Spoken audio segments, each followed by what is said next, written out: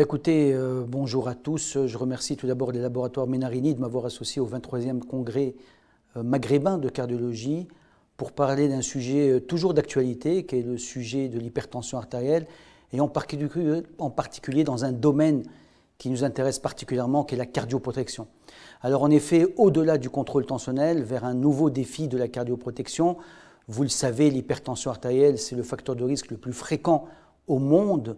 10 millions d'hypertendus dans le monde, mais c'est surtout le premier facteur de risque qui tue, avec une mortalité cardiovasculaire attribuable à l'hypertension aux alentours de 23%, et c'est aussi la première cause d'handicap dans le monde, avec 30 à 32% d'AVC qui sont liés à l'hypertension artérielle. Globalement, retenez ce chiffre, un AVC sur deux est en fin de compte hypertendu.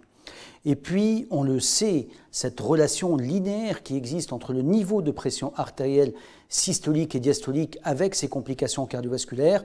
La systolique est beaucoup plus dangereuse que la diastolique, mais la diastolique aussi.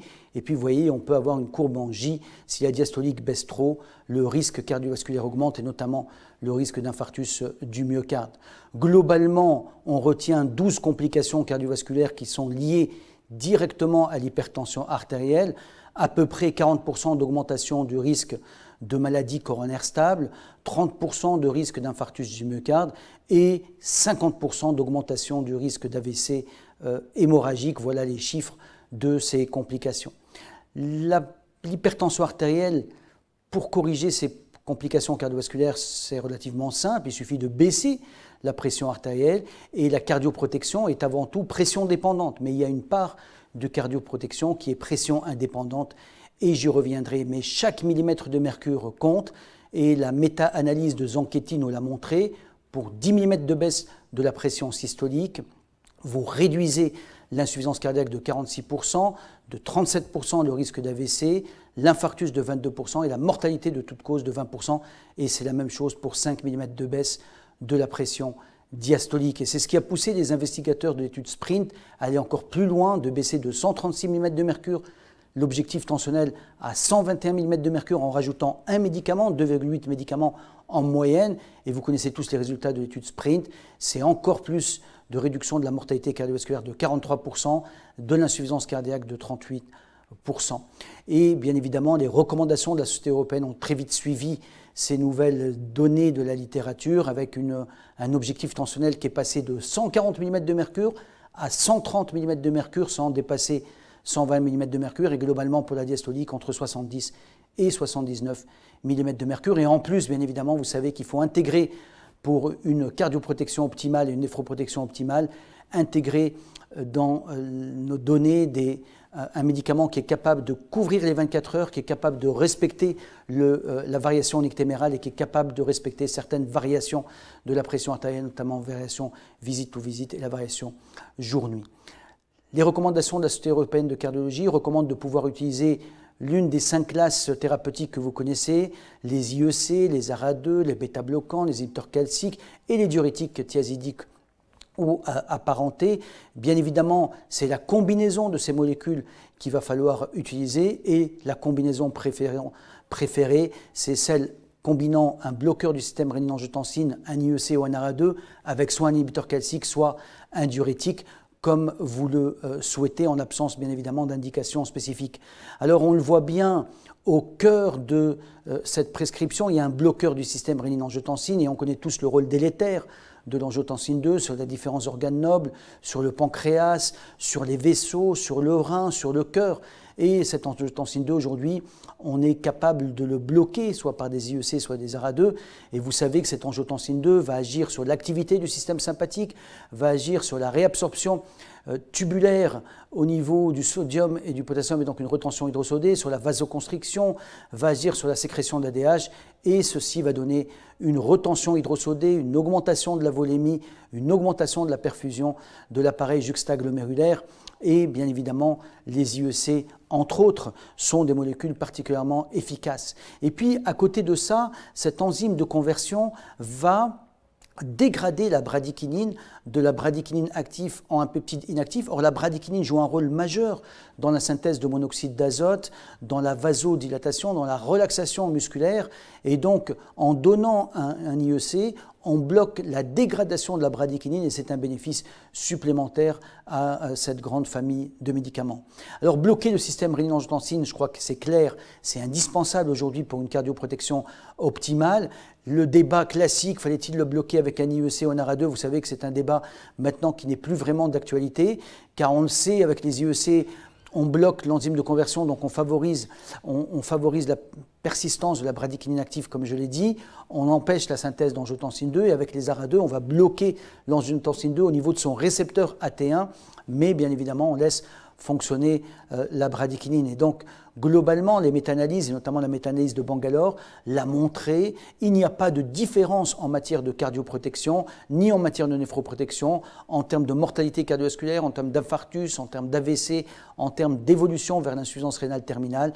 Même chose, IEC ou ARA2, c'est exactement la même cardioprotection. Et puis une autre question qui se pose, est-ce que les IEC sont-ils finalement égaux si vous décidez de prescrire un IEC, mais c'est la même chose pour les ARA2? Alors bien évidemment, cette question paraît un petit peu bizarre en premier abord, mais si je vous dis est-ce que les bêta-bloquants sont égaux, vous allez me dire non. Est-ce que les diurétiques sont égaux? Bien évidemment non. Est-ce que les inhibiteurs calciques sont tous égaux? Bien sûr que non. Et pourquoi vous voulez que les IEC et les ARA2 sont égaux? Il y a des différences entre les molécules et il est important aujourd'hui de distinguer ces différences. Et en effet, vous avez compris, on va parler du zofénopril, et le zofénopril qui est une prodrogue en réalité et qui va agir à travers un métabolite actif qui est le zofénoprilate. Et ce zofénoprilate a une particularité, c'est qu'il contient un groupement SH, un groupement sulfhydryl. Il n'y a que deux IEC qui contiennent ce groupement sulfhydryl, le captopril et le zofénopril. Alors ce groupement sulfhydryl est un groupement qui va permettre, c'est lui qui va se fixer en enzyme de conversion et qui va donner en plus une activité antioxydante sur le stress oxydatif et favoriser la libération de monoxyde d'azote. Et en effet, lorsqu'on regarde sur des modèles animaux, ici en l'occurrence une souris, on compare avec le zofénopril et le lisinopril, qui est un IEC qui est extrêmement prescrit en Europe pour mieux comprendre le rôle de ce groupement sulfhydryl sur la fonction endothéliale, on constate qu'avec le zofénopril, on a une vasodilatation qui est endothélium indépendante, beaucoup plus importante que celle du lisinopril, donc qui est médiée par la média. Et puis, lorsqu'on regarde la vasodilatation endothélium dépendante, cette fois-ci en injectant de l'acétylcholine, on voit qu'on a une meilleure réponse avec le zofénopril comparativement à un autre IEC qui est le lisinopril. Et puis, si on regarde l'explication elle est simple, il y a une augmentation de libération du monoxyde d'azote au niveau plasmatique. Or, ce gaz, qui est très important dans la vasodilatation endothélium dépendante, montre donc le rôle de ce groupement SH. Et d'ailleurs, si on compare cette fois-ci sur d'autres modèles, on voit effectivement que le zofénopril donne une libération de monoxyde d'azote par les cellules endothéliales beaucoup plus importante, vous voyez, à des concentrations élevées que le captopril et que l'énalapril. Donc ça, aujourd'hui, ce sont des choses qui sont documentées et qui montrent l'intérêt de ce groupement SH.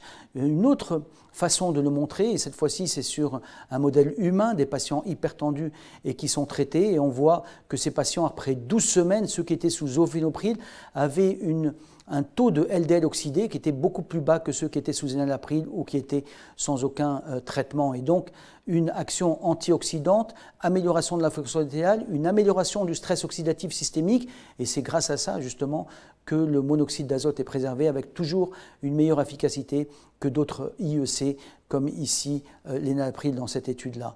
Tout ceci a je dirais, une signification clinique, c'est l'amélioration de la vasodilatation débit-dépendante que vous connaissez avec des tests d'hyperémie au niveau du bras, et vous voyez que par rapport à l'état de base, vous avez une augmentation de cette vasodilatation débit-dépendante avec le zofénopril en comparaison avec un autre IEC ici qui est le ramipril ou l'athénolol, et donc une meilleure amélioration de cette fonction endothéliale.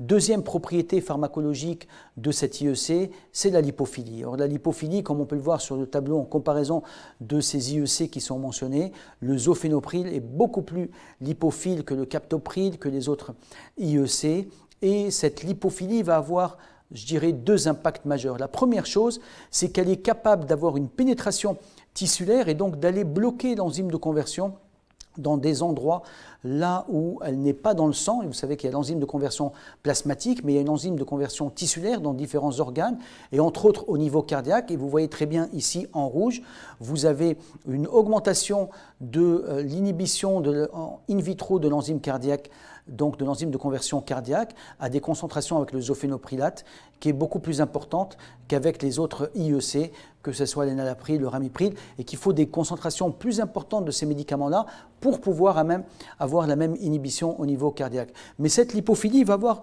une autre, je dirais, implication pratique, c'est qu'elle va donner un effet retard plus important du médicament. Et vous voyez dans cette étude, lorsqu'on arrête le médicament, après 24 heures, vous avez un pourcentage d'inhibition de l'enzyme cardiaque qui reste encore très élevé avec le zofénopril, beaucoup plus élevé à 24 heures qu'avec le captopril ou avec les autres IEC, où le médicament a déjà disparu en quelques heures, je dirais, des tissus, parce que justement, ils sont très peu lipophiles. Donc, un effet retard beaucoup plus important. Et d'ailleurs, ça a une implication clinique, et on le voit ici sur un modèle de rat avec un modèle d'ischémie-reperfusion.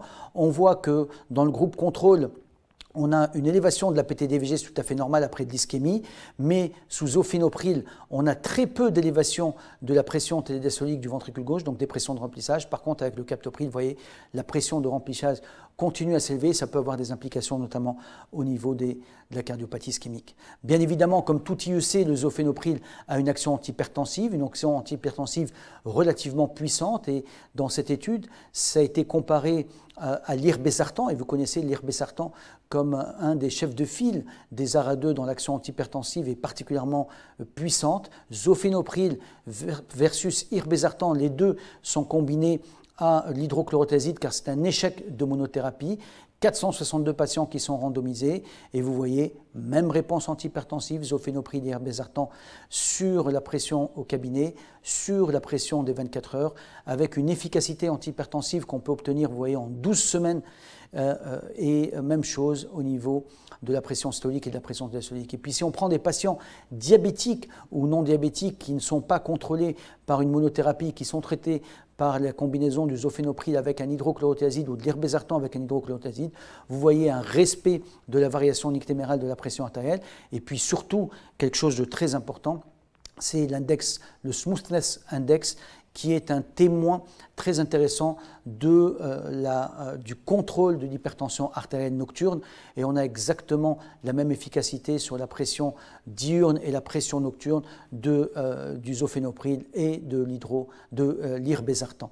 Donc, ceci est le témoin d'un rapport valépique tout à fait intéressant en pratique clinique, avec un rapport au-delà de 73%. Et vous voyez que si on a un rapport valépique à moins de 65%, c'est un médicament qu'on doit donner en 2 prises, ce qui n'est pas très intéressant aujourd'hui sur le plan du contrôle tensionnel. Alors on a parlé de cardioprotection, effectivement, ces propriétés, je dirais, du groupement SH, de l'hypophilie, cette action sur la fonction endothéliale, il était clair qu'il y a une cardioprotection qui est particulièrement intéressante avec le zofénopril et qui a été étudiée dans une population à haut risque cardiovasculaire. Et le premier défi, c'était dans le post-infarctus. Alors le post-infarctus, pourquoi? Parce qu'on connaît tous le rôle de l'hypertension artérielle sur l'infarctus du myocarde.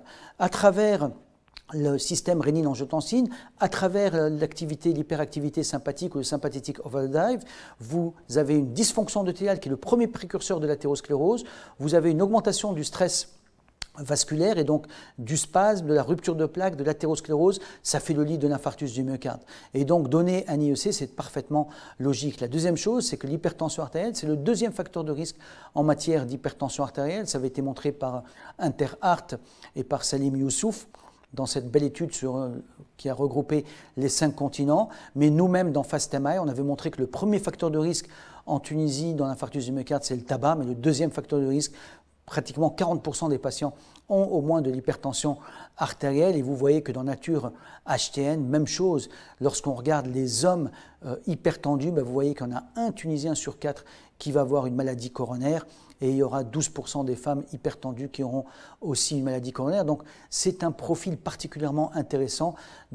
C'est là où les IEC ou les ARA2 peuvent être prescrits, et dans le post-infarctus ou la maladie coronaire, ça peut être parfaitement intéressant. Et puis deuxième autre constatation qui est particulièrement pertinente sur le plan clinique, c'est que les patients qui ont fait un infarctus du myocarde et qui gardent des chiffres tensionnels élevés, ils vont avoir une augmentation de la mortalité cardiovasculaire, une augmentation des accidents vasculaires cérébraux et une augmentation de ces événements combinés. Donc baisser la pression artérielle en amont de l'infarctus du myocarde ou après un infarctus du myocarde, ça va avoir une implication pratique clinique, et utiliser un IEC avec des propriétés antioxydantes et des propriétés particulièrement intéressante sur la fonction endothéliale, je crois que ça peut être très pertinent. Et en effet, il y a eu tout un programme qui a été mis en place par Menarini, notamment le programme SMILE dans le post-infarctus. Et SMILE 1, c'est une étude randomisée en double aveugle contre placebo. 1556 patients, on était en 1995, et qui avaient pris des infarctus antérieurs et qui avaient été comparés à un groupe placebo. Le groupe placebo, c'est vous pouvez donner n'importe quel traitement sauf un IEC ou un ARA2 versus du zofénopril à 7,5 jusqu'à 30 mg en 2 prises. Et vous savez que dans le post-infarctus, on contrôle avec les bloqueurs système rénine-angiotensine toujours en 2 prises.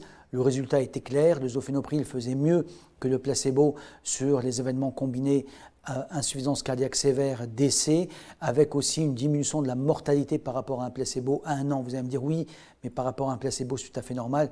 Je suis parfaitement d'accord avec vous. Et c'est pour ça qu'il y a eu SMILE 4. Et SMILE 4, c'est l'étude qui a comparé le zofénopril au ramipril, ici avec de l'aspirine, chez des patients qui ont fait un infarctus antérieur avec soit un infarctus aigu qui est en insuffisance cardiaque avec une fraction d'éjection à moins de 45%, ou qui ont des signes cliniques d'insuffisance cardiaque, zofénopril jusqu'à 60 mg par jour, le ramipril jusqu'à 10 mg par jour. Donc on est vraiment dans des doses qui sont des doses maximales reconnues aujourd'hui, et toujours en 2 prises avec de l'aspirine. Donc voilà le schéma. Ce qui est très intéressant à retenir, c'est que vous voyez que 77% de ces patients post-infarctus avaient de l'hypertension artérielle, et donc on est dans une population particulièrement à haut risque.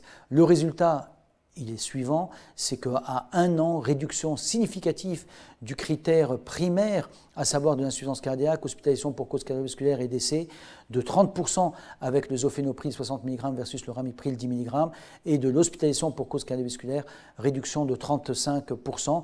Et lorsqu'on regarde sur le cumulatif des hospitalisations à 1 an pour cause cardiovasculaire, vous voyez que la courbe de Kaplan-Meier est en faveur du zofénopril versus le ramipril, et de façon significative. Et puis lorsqu'on regarde l'étude groupée de l'étude SMILE, prenant les patients qui ont de l'hypertension artérielle et ceux qui n'ont pas de l'hypertension artérielle, et on voit 1880 patients avec de l'hypertension, 1662 patients qui sont normotendus. On voit que le zofénopril fait mieux que les autres IEC, fait mieux que le placebo sur la survie en l'absence de complications cardiovasculaires chez les patients hypertendus et chez les patients normotendus. Et puis lorsqu'on regarde le détail de ces différents IEC, on voit que le zofénopril fait aussi bien que le lisinopril sur les événements cardiovasculaires à 1 an, mais fait beaucoup mieux que le ramipril chez l'hypertendu, mais aussi chez le normotendu, on retrouve la même chose. Or, on connaît le rôle du ramipril dans le post-infarctus chez les patients, notamment au risque cardiovasculaire. Donc, on a un bénéfice supplémentaire qui est bien évidemment pression indépendant et qui est retrouvé dans le programme SMILE.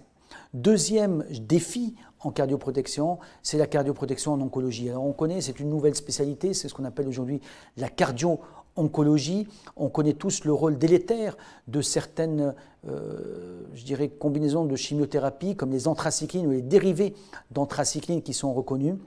Et ces dérivés d'anthracycline qui vont donner une dysfonction ventriculaire gauche, notamment soit symptomatique ou asymptomatique, symptomatique à 5%, asymptomatique dans 30% des cas, et notamment les anthracyclines ou les dérivés d'anthracycline, on sait qu'ils vont agir notamment par une augmentation du stress oxydatif, mais aussi par une augmentation de la nécrose myocytaire, et qui va aboutir justement à cette dysfonction ventriculaire gauche symptomatique ou asymptomatique. Et lorsqu'on dit stress oxydatif, on peut se dire qu'il y a sûrement une place aujourd'hui à des molécules comme les IEC ou comme les ARA2 qui peuvent être particulièrement intéressants, et surtout quand vous avez un IEC qui a des propriétés particulièrement pertinentes en matière d'action antioxydante.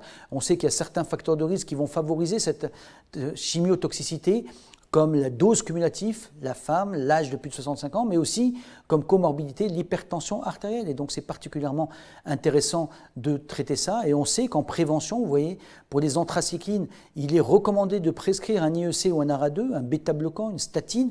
Et pour le trastuzumab qu'on utilise dans le cancer du sein chez la femme ou le cancer digestif chez l'homme, IEC ou bêta-bloquant. Donc on voit la place des IEC est particulièrement intéressante. Et d'ailleurs, on a déjà, en 2009, on avait constaté sur un modèle de souris, justement, le bénéfice de l'association du zofénopril à un dérivé de l'anthracycline et qui permettait de réduire l'intervalle QT, et notamment on sait très bien que certaines chimiothérapies vont allonger l'intervalle QT et le risque de torsade de pointe. Et puis là, un autre modèle, un modèle d'ischémie-reperfusion chez des rats qui sont soumis à un anthracycline dérivé, et vous voyez la comparaison du zofénopril à l'énalapril ou au valsartan, et ce qui est très intéressant, c'est surtout la réduction du taux de troponine, et on sait aujourd'hui que les troponines sont un marqueur particulièrement, je dirais, pertinent sur le plan clinique, puisqu'on sait que l'élévation des troponines marque probablement le début de la dysfonction ventriculaire gauche,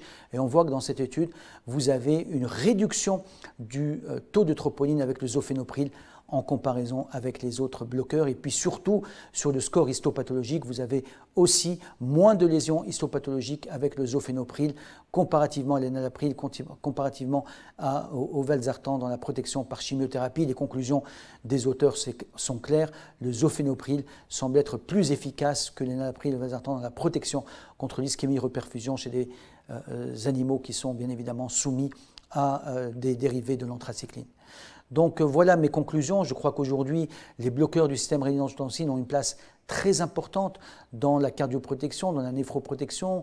On parle des IEC, des ARA2 comme une classe thérapeutique, mais il y a certaines particularités qui rendent aujourd'hui chaque molécule différente les unes des autres, avec chaque molécule a sa particularité, mais le zofénopril possède au moins 3 propriétés majeures. Sa forte lipophilie, sa forte puissance d'inhibition de l'enzyme de conversion, aussi bien l'enzyme de conversion plasmatique, mais aussi l'enzyme de conversion au niveau cardiaque, et ce qui lui procure une activité antioxydante. Bien évidemment, ceci est un critère d'optimisation du contrôle tensionnel sur les 24 heures, sur le respect du nictémère, sur un blocage sur les 24 heures de la pression artérielle, mais surtout un garant d'une augmentation, d'une cardioprotection optimale qui sera assurée grâce à tous ces avantages pharmacologiques que contient le zofénopril. Voilà, je vous remercie.